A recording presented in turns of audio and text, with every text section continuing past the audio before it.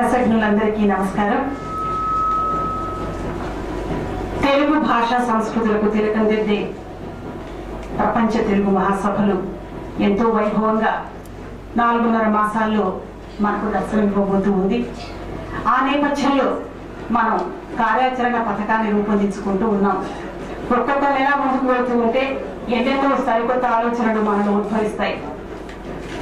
ఇక్కడ నేను చెప్పేది ఒకటి రెండు ముఖ్యమైన పాయింట్స్ ఏంటంటే, సాధారణంగా ఈ సాహిత్య సభలు, భాషా సంస్కృతికి సంబంధించిన కార్యక్రమాలు, పర్ఫార్మింగ్ ఆర్ట్స్ ఇవన్నీ కూడా నిర్వహించడం జరుగుతూ ఉంటుంది. అయితే మన దగ్గర ఎంతో మంది ప్రఖ్యాత శిల్పాచార్యులు ఉన్నారు, చిత్రకళాకారులు ఉన్నారు. వారు తీర్చిదిద్దిన శిల్పాలు కొన్నింటిని, అలాగే చిత్రకళలకు ఒక సపరేట్ పెవిలియన్ ఏర్పాటు చేసి వాటి ప్రదర్శన కూడా ఏర్పాటు చేయడం చాలా అవసరమని నేను భావిస్తున్నాను. రెండవది, మన ఒక బుక్ ఎగ్జిబిషన్. ప్రఖ్యాత కవులు, రచయితలు, ఉదయమాన కవులు, వర్ధమాన కవులు ఎంతో మంది ఉన్నారు. అపూర్వమైన గ్రంథాలను ప్రదర్శన ఏర్పాటు చేసే ఒక మంచి సమయం అది. కాబట్టి ఒక చక్కటి బుక్ ఎగ్జిబిషన్ కూడా ఏర్పాటు చేస్తే బాగుంటుందని నేను అనుకుంటున్నాను. ఇక మూడవది, పర్ఫార్మింగ్ ఆర్ట్స్, రంగస్థల కళల ప్రదర్శనలో మనము శాస్త్రీయ సంగీతం, నృత్యం, నాటకం ఇవన్నీ ఉంటుంది. ప్రత్యేకించి మరుగున పడిపోయిన మన జానపద కళలు 1-2 మాత్రమే కాకుండా అన్నిటినీ క్రోడీకరించి ఒక్కొక్క 5 నిమిషాల సమయం ఇచ్చినా పర్వాలేదు, కానీ వాళ్ళందరినీ కూడా వేదిక మీదకి తీసుకొచ్చి వారికి అవకాశం ఇచ్చి ఇది మన సంస్కృతి అంటూ మన జానపద కళలన్నింటి కూడా ప్రదర్శన ఏర్పాటు చేయడం చాలా అవసరమని నేను భావిస్తున్నాను. ఈ సమయాభావం అనేది చాలా భయం వేస్తూ ఉంది కూడా. కారణం అంటే ఢిల్లీ తెలుగు అప్పుడు 75లోనే దాదాపుగా 1.5 పాటు సమయం తీసుకుని మొదటి నుంచి వాళ్ళు ప్రిపేర్ అయ్యి వాళ్ళు అన్ని చాలా దిగ్విజయంగా చేశారు. పెద్దలందరికీ నమస్కారం, సాంస్కృతిక సంస్థలందరికీ కూడా నమస్కారం. నిజానికి ఒక పర్వదినంగా అనిపిస్తుంది ఈ రోజు. ఇంకా ప్రపంచ మహాసభలు ఎంత అందంగా ఉంటాయో ఒక్కసారి ఊహించుకోవాలంటే చాలా అద్భుతంగా అనిపిస్తుంది. ఈ 3 రోజుల కార్యక్రమంలో నేను ఒక అంశం మీదే చెప్తాను, ఎందుకంటే అందరికీ అన్ని అంశాలు ఇవ్వాలి కాబట్టి. ముఖ్యంగా ఈ సమావేశాలు, సభలు జరిగినప్పుడు చూసిన చిత్రాలలో యువతులకు, కవయిత్రులకు ఎటువంటి సంబంధం లేనట్టుగా ఒక చిన్న ప్రోగ్రామ్స్ కనిపిస్తున్నాయి. కానీ కవయిత్రులకు కవి సమ్మేళనం ప్రత్యేకంగా పెట్టాల్సిందిగా నేను కోరుతున్నాను. ఎందుకంటే రచయితల సంఖ్య పెరిగింది, కవయిత్రుల సంఖ్య పెరిగింది, సంస్థల యొక్క మహిళలు కూడా ఎక్కువగా పెరిగారు. కాబట్టి మహిళల ఆధ్వర్యంలో ఈ కవయిత్రుల కవి సమ్మేళనం చేయాల్సిందిగా కోరుకుంటున్నాను.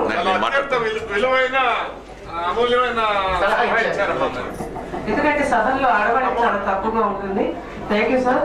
అంతేకాకుండా తెలుగు భాష వైభవం అన్నారు కాబట్టి ఒక చిన్నది 2 hours లో ఒక చిన్న వర్క్ షాప్ పెట్టి బయట నుంచి వచ్చేటువంటి తెలుగు వాళ్ళకి, ఇక్కడ ఉన్నటువంటి ఇతర రాష్ట్రాల తెలుగు వాళ్ళకి ఒక చిన్న వర్క్ షాప్ 2 hours అది కూడా పెడితే బాగుంటుంది. Thank you sir. మీకు కృతజ్ఞతలతో ఆచార్య కోవెల సుప్రసన్నాచార్య వారు. నేను మొదటి తెలుగు మహాసభల సందర్భంలో చాలా కార్యక్రమాల్లో పాల్గొన్నవాడిని. అప్పుడు ఒక 50 దాకా మోనోగ్రాఫ్స్ పబ్లిష్ చేశారు. ఒక్కొక్క విషయం మీద ఒక 100 పేజీలు సుమారు ఉండేటువంటి పుస్తకాలకు 50 పుస్తకాల దాకా చూశారు.